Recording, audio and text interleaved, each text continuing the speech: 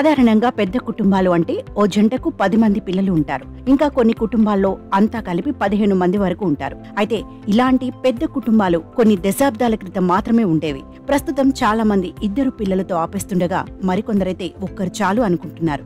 అయితే అమెరికాలోని బ్రూక్లిన్లో నివసించే అరీ నాగెల్ అనే 48 ఏళ్ల మ్యాథ్స్ ప్రొఫెసర్ మాత్రం ఇప్పటికీ 165 మంది పిల్లలకు తండ్రయ్యాడు.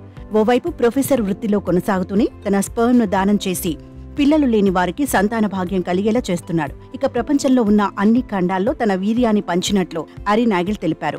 అమెరికా, ఆసియా, ఆఫ్రికా, యూరప్ సహా ప్రపంచంలోని అనేక దేశాల్లోని మహిళలు అరీ నాగెల్ స్పెర్మ్తో పిల్లల్ని కన్నారు. దీంతో అతనికి ప్రపంచవ్యాప్తంగా ప్రస్తుతం 165 మంది పిల్లలు పుట్టారు. ప్రస్తుతం తన వయసు 48 ఏళ్లని, తనకు 50 ఏళ్లు వచ్చే వరకు వీర్యాన్ని దానం చేస్తానని అరీ నాగెల్ వెల్లడించారు.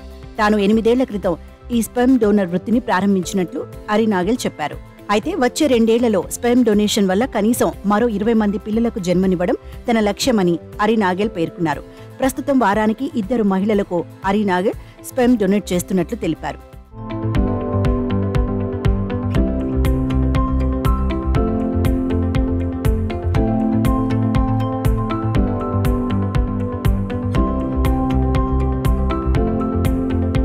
పిల్లలు కలగని వారికి, భర్త పెళ్లి లేకుండా కేవలం పిల్లల్ని మాత్రమే కనాలని భావించేవారికి ఇలా వీర్యం దానం చేస్తున్నట్లు చెప్పారు.